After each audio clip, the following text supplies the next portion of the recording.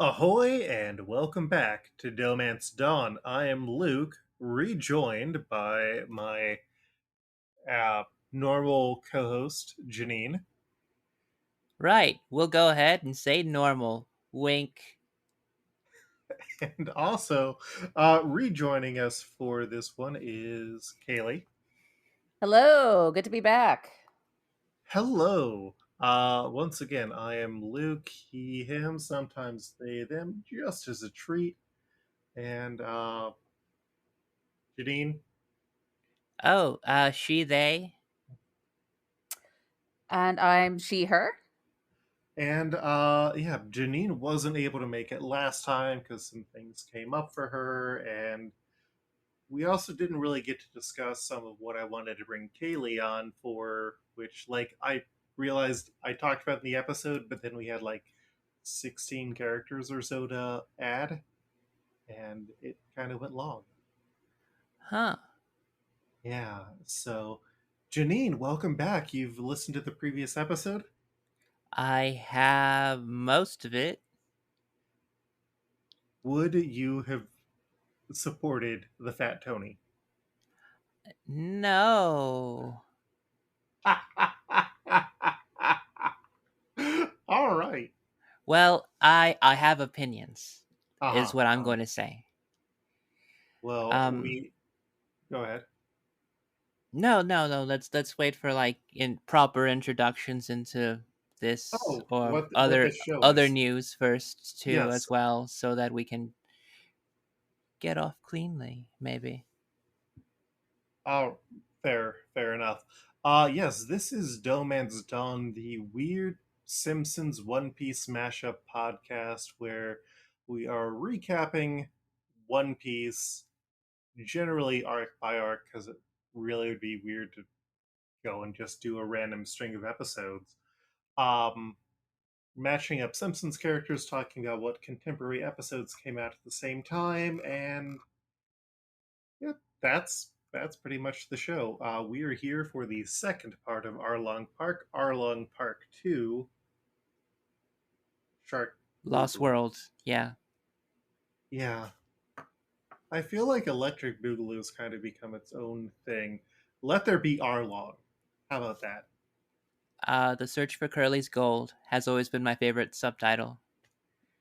That is a pretty good one. Kayleigh, do you have any favorite sequel subtitles? Arlong Park to The Way of Water. Ooh. Timely. Arlong Park 2 and the Golden Army. We don't really talk about Hellboy anymore because the bad reboot movie kind of killed all of that off. Alas. Yes. Well, we did have some DohMance we did have some mints from the last episode that I did want to bring up. One of them was the piece talking about Oda's writing on women. Was actually on Anime Feminist. You can find it linked in that last article. The Art the Genius Bart's Nightmare was a reference to the art of Saul Steinberg, and I mentioned that you'd be able to find me in that upcoming weekend at Space, potentially on Saturday, but the episode did not go up on until Monday, and I was also actually there for both days. People bought comics. It was great. So that was some things that I wanted to follow up on from the last episode. But yeah, Janine, you weren't here, and so I did what I could to try and represent your viewpoint, and the Fat Tony discussion. We can't really relitigate something that is in the books because we have cover art.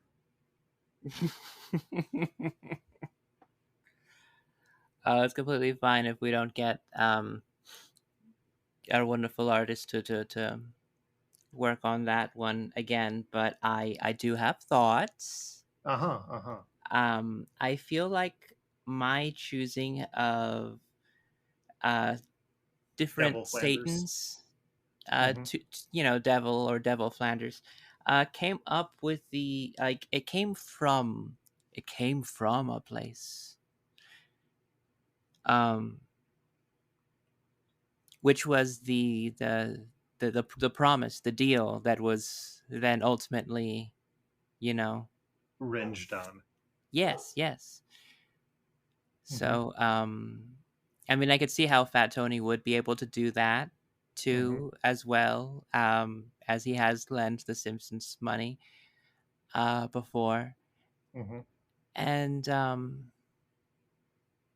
but I feel like just like the selling your soul, like it kind of felt like that was that thing. And I don't know if just like the child stealing aspect was like enough for the character. But at the end of the day, he stole a child, so like I could see Big Daddy also working in the child stealing Fair. category. Well, if it makes you feel better, there's literally a hell prison in a couple hundred episodes, so One Piece is wild. Luffy Goes to Hell. Is that a subtitle to an episode? Actually, that might be. And then there's the secret gay level on Hell. It's great. One Piece is wild. Wow. But yeah, this week. Well, do you have any other commentary on the choices that were made? I liked your pick for Nojiko a lot better than what I was like thinking about going for, and moving Tattoo Annie down to Bellemere. I think like watching these lots of episodes definitely kind of made me feel like, okay, like I could see some crossover, some nuance there that I can be able to like agree like that fits pretty good with the character as they stand. Fair enough. Yeah. Well, I am happy to have both of you all here, and especially to have you back, Janine, because you are my co-host. You are the, I want to say bosun, but I don't think that's technically the name for the second person in charge of the crew, because there's like, I think the bosun is like the field leader of the ship. Because I don't think it's like first mate, but we're not here to discuss pirate semantics. We're here to discuss One Piece episodes 38 through 45. And those episodes are Luffy in Trouble, Fishmen versus Luffy Pirates. Luffy drowning. Zoro versus Octopus Hachan. Proud Tall Warriors, dramatic battle of Sanji and Usopp. Luffy's Best, Nami's Courage and the Straw Hat. Bursting out. Fishman Arlong. Fearsome attack from the sea. The end of the Fishman Empire. Nami is my friend. Setting out with a smile. Farewell, hometown. Kokoyashi Village. Bounty. Straw Hat Luffy becomes world famous. Once again, these episodes ran from August 23rd through October 25th in the year 2000, which, where are those flying cars at, everybody? And it's definitely a lot cleaner.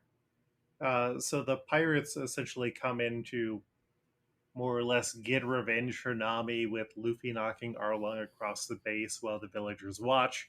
Momu gets a triumphant return, and so Luffy just digs his legs into the ground and uses Momu to knock out all the unimportant fishmen before tossing him away.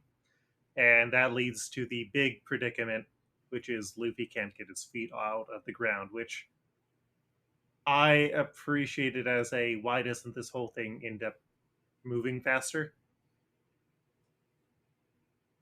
It's valid enough.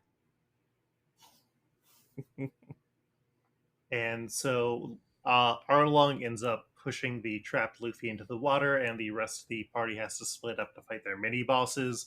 Zoro fights Hachan, who seems like a fool until Zoro's wounds start opening up, and we don't really have a good idea of like how long it's been between the Baratier arc, where Zoro literally got the front of his stomach slashed open, and like this whole arc, which I realize is like, oh, well, if it's like the same day, which is kind of how it feels, that's one thing. But if it's been like 2 or 3 days, it kind of makes a bit more sense.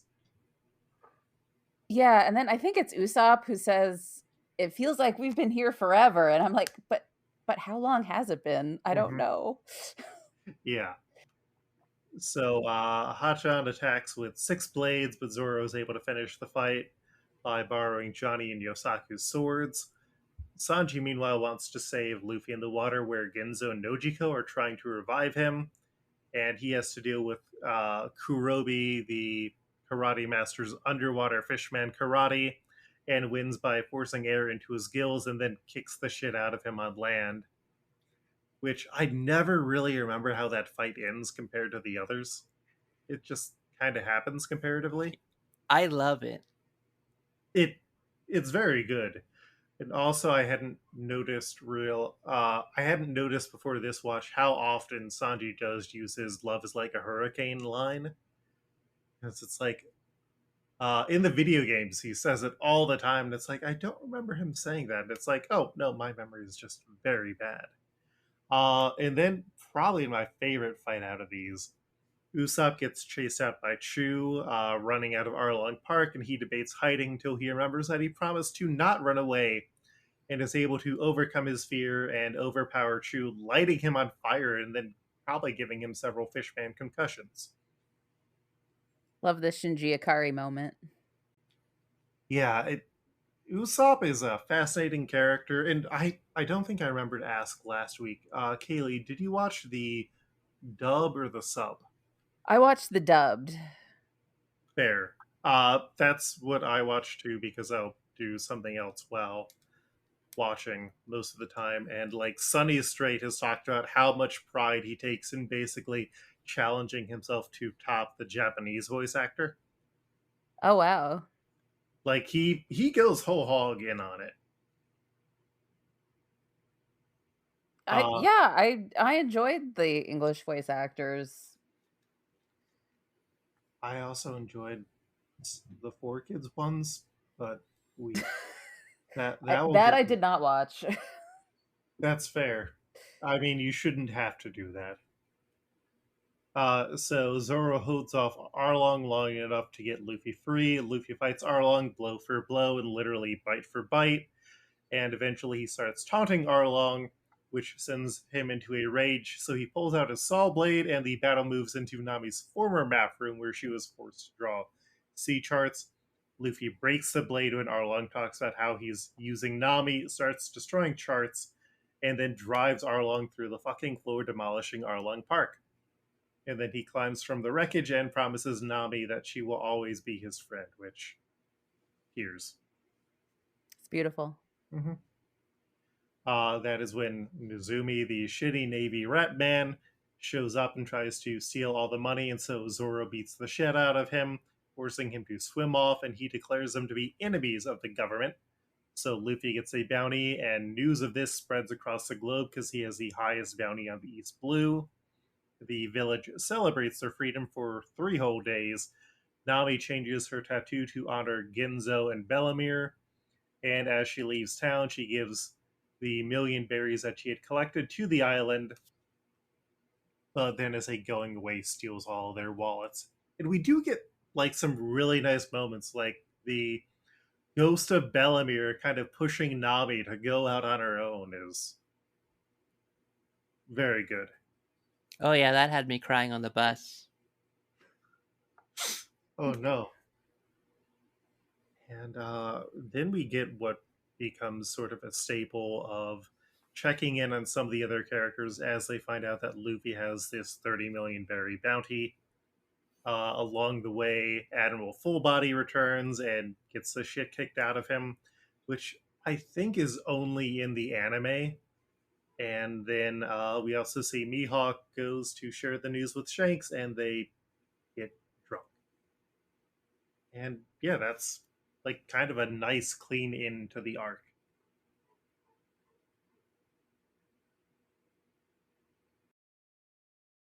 Mary should have died. uh, I hate that Mary was the first person we saw. I hate that he just like was just so alive and not dead. Personally, I was offended. I don't want my children to be watching a show where Mary gets to live after After being attacked by after a like it being man. such like a big deal that he was like betrayed and then like attacked and then like had like a dying like last thing he had to say and then like, oh no, he gets better. Mary is the butler who briefly shows up, for your reference, Kayleigh. Yeah, is he like a sheep person? No, that's He's just how just he That's is that's looks. is just his hair. And he gets yeah. to live his life like that. This was my same problem with Nezumi last episode. I was like, I don't know if this is just a style thing or if they're animal people, like Arlong's fish people. So this Like yeah, was like there's clearly animal people. Like there's animals for crying out loud. They have So so several there are animals stacked on top of each other. so there is the fishman and mermaid species. There are animal people species that we get into later, and there's also people who have devil fruit that turn them into animal people. wow. Hmm. And then they're just people who just do this for fun. Yeah, Wow. casual cosplay. You could have a One Piece OC and also have it be a Homestuck OC, and like it would look just fine in either Oh my one. god. That's terrifying. I mean, there's some bullshit that happens later on where it's like, oh, you see this thing that has transformation powers and you think that it's an elephant that ate a devil fruit? No, they fed a devil fruit to a sword and now that sword turns into an elephant. Huh. Science. Yeah, Wow. One Piece is wild as hell. Yeah, so I know we had kind of talked about how, like, Nami basically has a bunch of horrible things happen to her. How did you feel about Nami's arc overall in this, Kayleigh? And also Janine, if you would like to comment as well. I enjoyed it. I thought it was really interesting, again, as like a relative newcomer to the wider One Piece lore. Um, like at last episode, I spoke a bit negatively about the pacing, but watching the end of the arc, I will say like a good part of this like sort of decompressed storytelling is that we do get a lot of really strong character moments. Like again, Nami seeing, talking to like the sort of apparition of her mom. Like if in a faster paced storyline, I don't think we necessarily get moments like that. So I think that does like make the story and the characterization richer. And it was like a very interesting, very complicated and a little convoluted story, but I liked Nami a lot in this arc.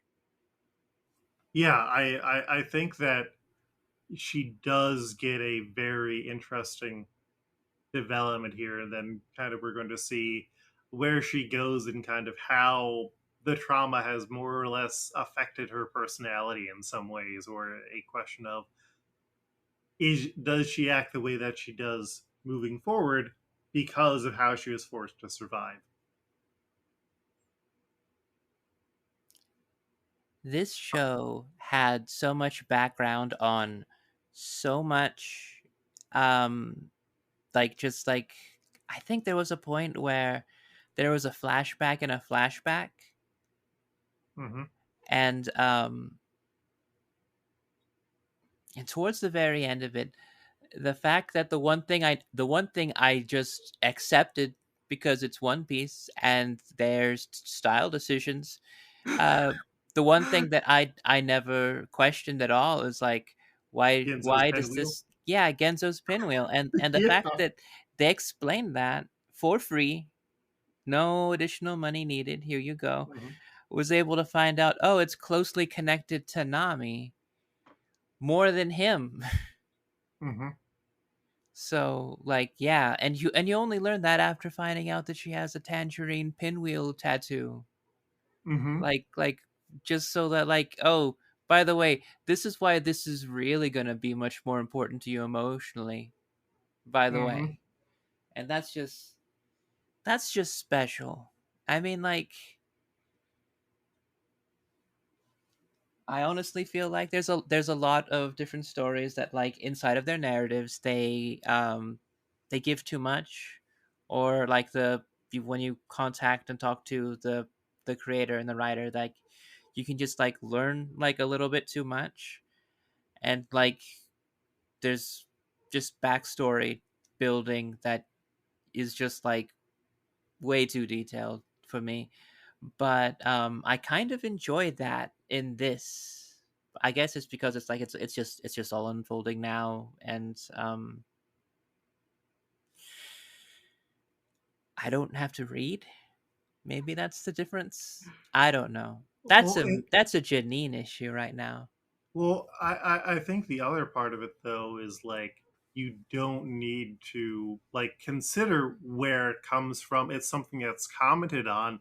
Like when you do get the origin, it is like, oh, you see that it's because like Genzo is essentially her foster dad in so many ways. Yeah, It like is this slight thing that it's kind of like, oh, it really puts him in a different light. But it's like he did this so that she wouldn't be afraid of him. It was really cute. I was surprisingly touched about this very ridiculous pinwheel. Mm-hmm. All right. Well, do we have any other general comments about this? I probably would get that Pinwheel Tangerine tattoo. I think it's like a popular one that people have gotten. I will say we are going to see one of the Arlong henchmen going forward in once more a couple hundred episodes. Any guesses on which one?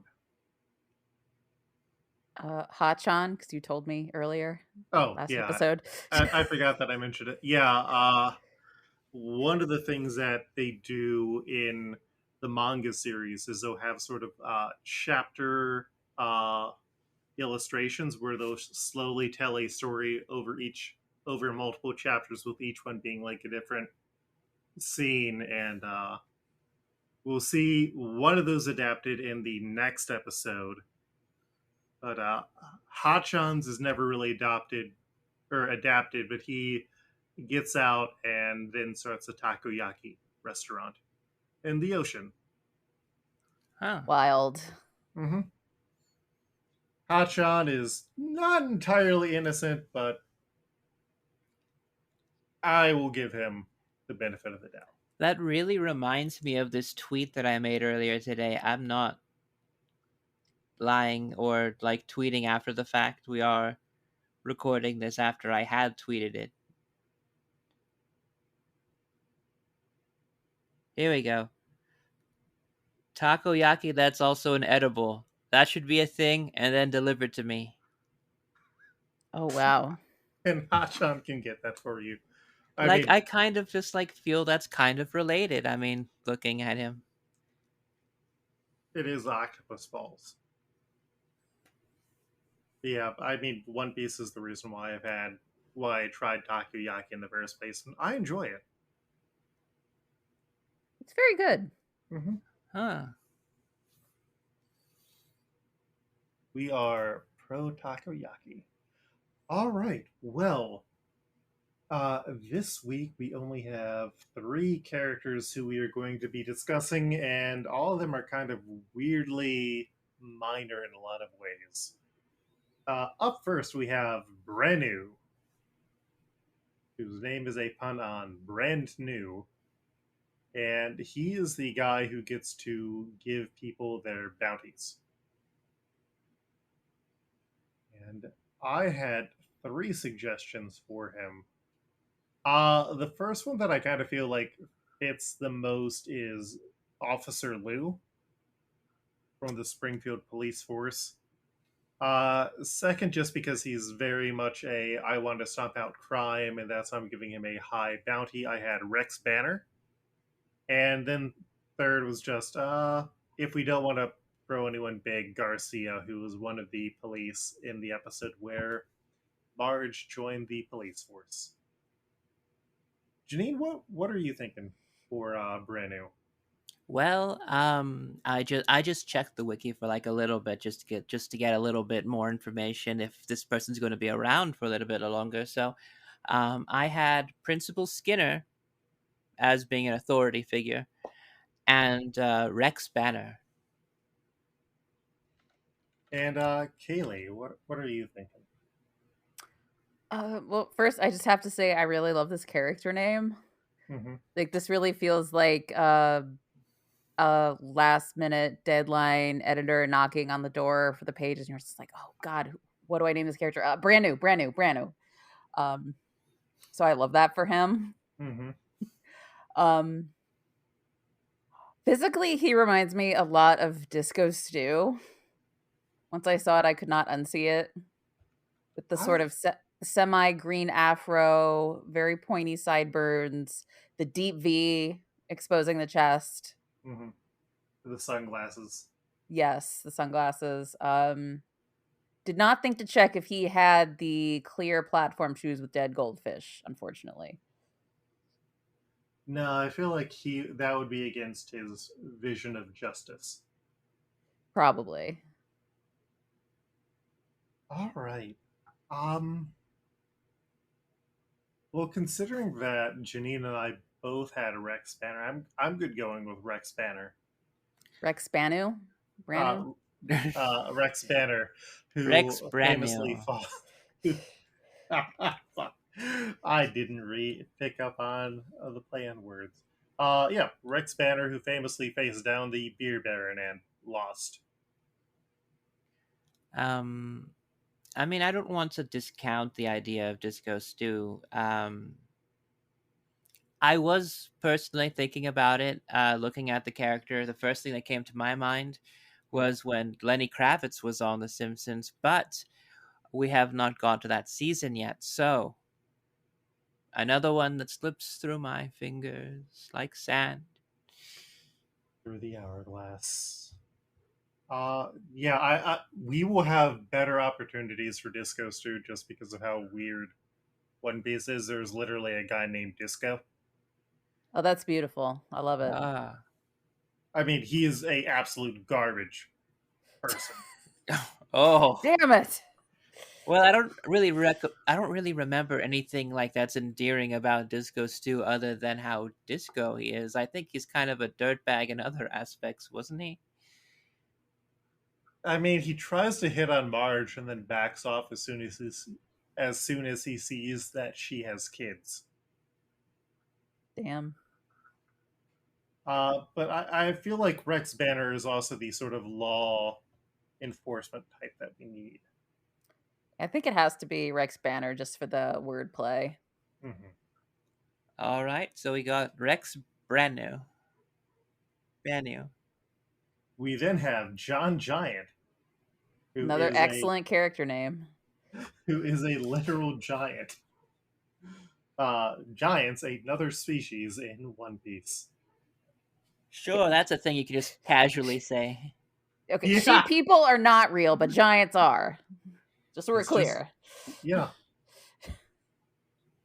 And who did you have for John Giant, Janine?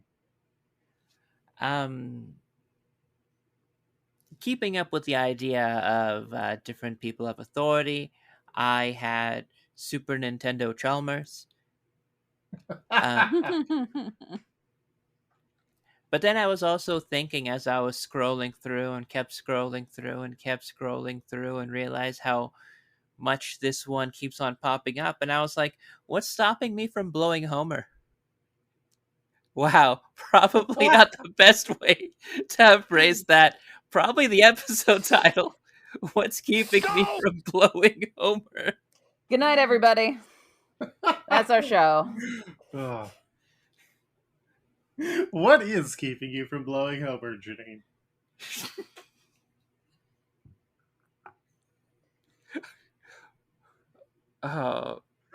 Only a pair of tidy whities and a thin layer of denim, my friend.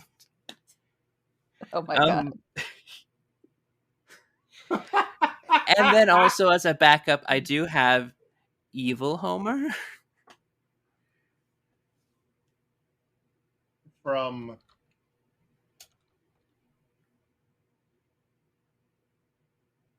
Is that evil Homer dancing on good oh, Homer's grave? Yes, from that's the Whacking Homer. Day. Okay, Whacking Day Homer. I am evil Homer. I am evil Homer. Kayleigh, who did you have?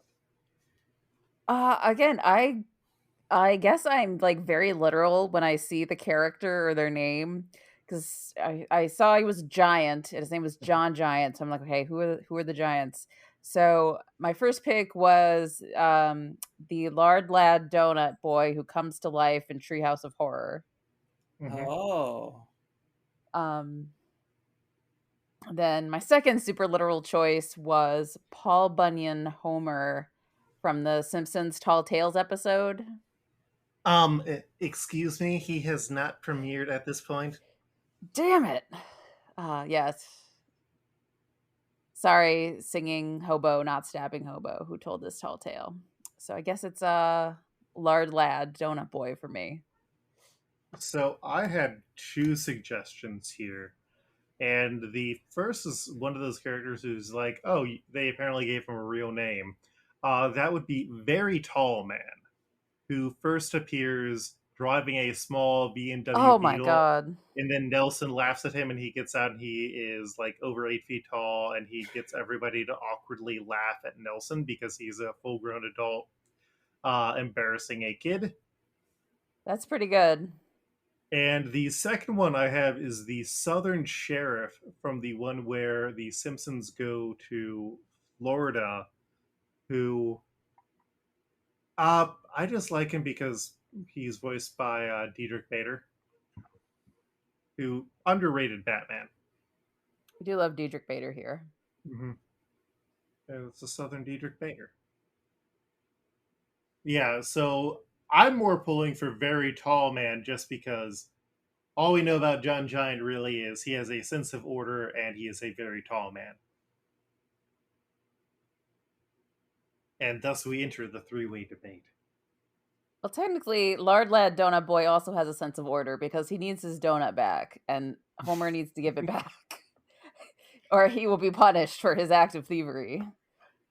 That is true. I mean, like, also, like, Lard Lad is an antagonist. Antagonistic forks.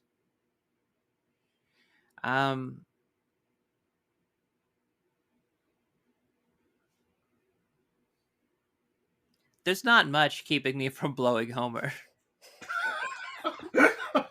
As previously established. Yeah. Okay. I will say this, Janine. Next episode, if you want to go very literal, there is an opportunity to. Now, even if I just say the phrase "use Homer," it feels dirty. I didn't know this was this kind of Simpsons podcast. No.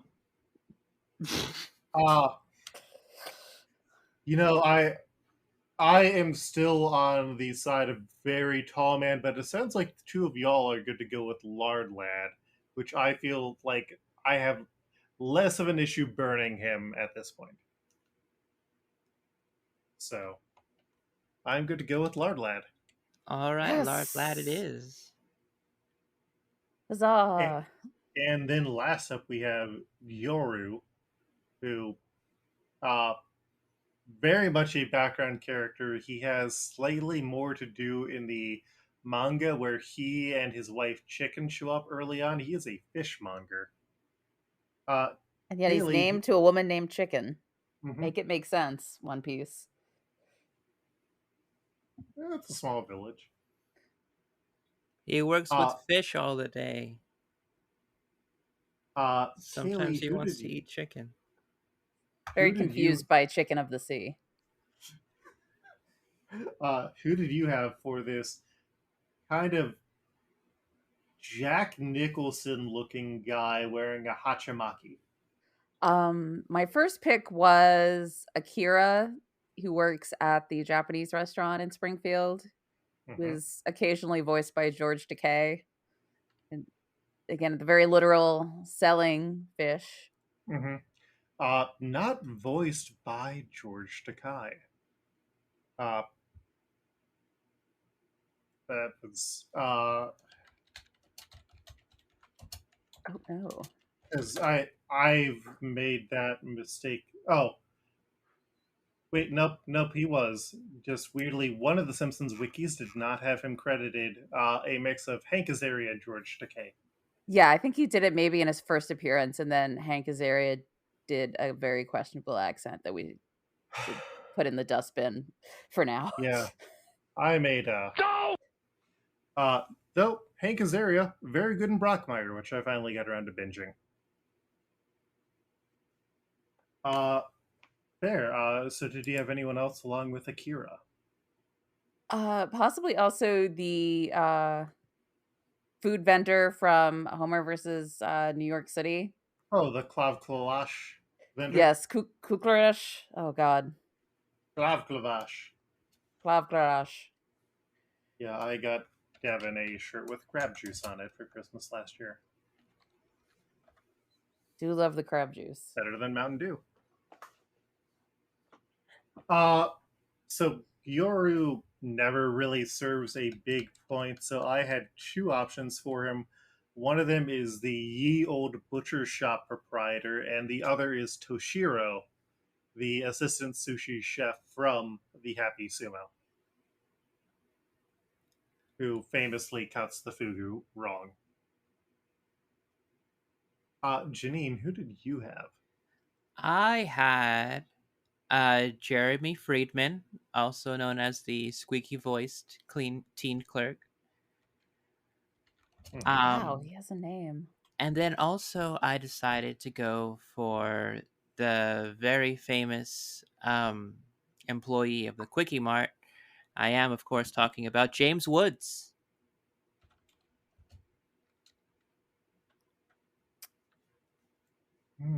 The actor James Woods, who was famously an employee of the Quickie Mart at one point. You know, they have similar hairlines. I think you got. I think I'm convinced with James Woods, because you know it's James Woods. We're probably never going to have an important character come up where it's like that could have been James Woods. James Woods. Hopefully not. Yeah. I mean, my only other choice was another person from the Quickie Mart, but let's go ahead and leave that one in the grave right now. Fair enough. So I'm good with James Woods. Kayleigh, are you good with James Woods? In general, no. Yeah. But for the purpose of this, sure. All right. Well, that is a nice and quick episode. We get those every once in a while when there's not too many people or not a lot to discuss. Though I think we did have a good discussion here. As we kind of wrap up this episode, Kayleigh, anything else that you would like to add? Any thoughts? Did this convince you to stick with the series, or are you just tapping out here? I'm kind of curious. I get like a show with over 1,000 episodes. I don't think I can make a full commitment to that, but Oh, there's plenty of good places to just drop out. yeah, but as I mentioned last episode, my husband's a big One Piece fan, so now we have something to talk about. And he's watching One Piece. Now maybe I can like drop in and remember this one story arc I watched. Hey, when is Ginzo going to come back? Everybody's asking about Ginzo. It's my new favorite character. I mean, Ginzo does have the great look for the summer. Does. Guaranteed to not traumatize kids. Just need that pinwheel. It's good to know. All right. Janine, you got anything else to add?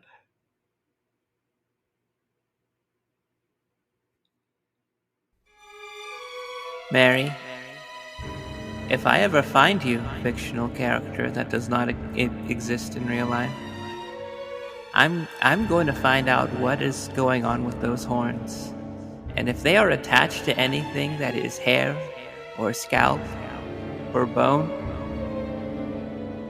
Well, I just hope you have very good health insurance.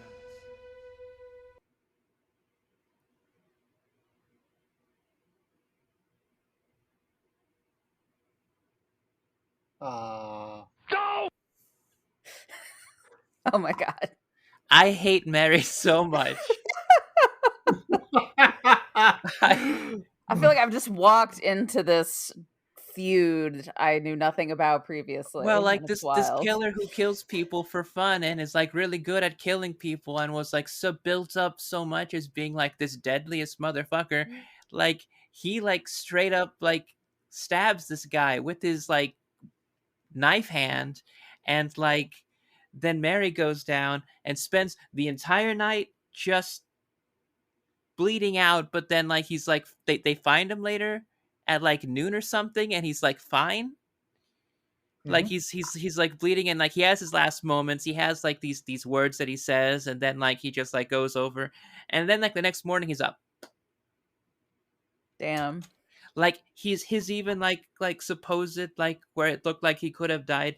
That right there like was like a big like motivating moment, and like that was like I didn't feel like it was like taken away because like he wasn't like that important, but like it means a lot less now that he's alive. You you know? don't like that he clung on to life?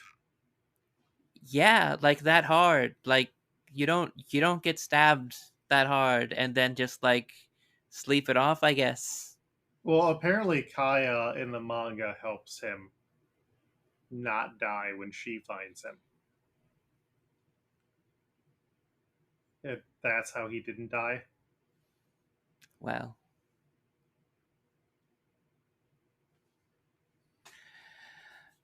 maybe she made a mistake.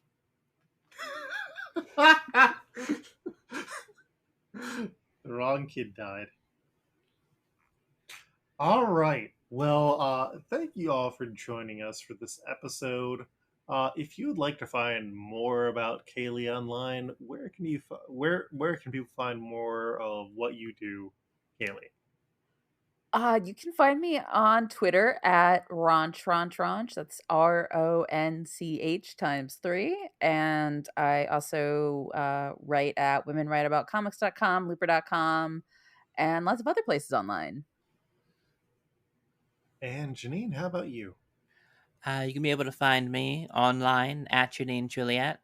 Um, Also Luke's shows. Yep.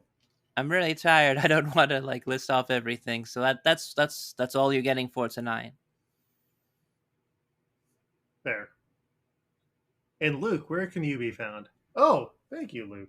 I can be found on Twitter at Koltreg. That's KOLTREG. I have a bunch of things that I work on. One of them is a weird Simpsons and One Piece mashup podcast called DohMance. That's one that you're listening to right now. But you can find most of my stuff at LukeHerr.com, or just look for at Koltreg. That's KOLTREG. Our cover. Oh, yeah. Shit. Fuck. Our cover art is by Colt Hoskins, COLTHOSKINS. Colt does a great job drawing these covers, and I always look forward to what he is going to do and how he interprets things.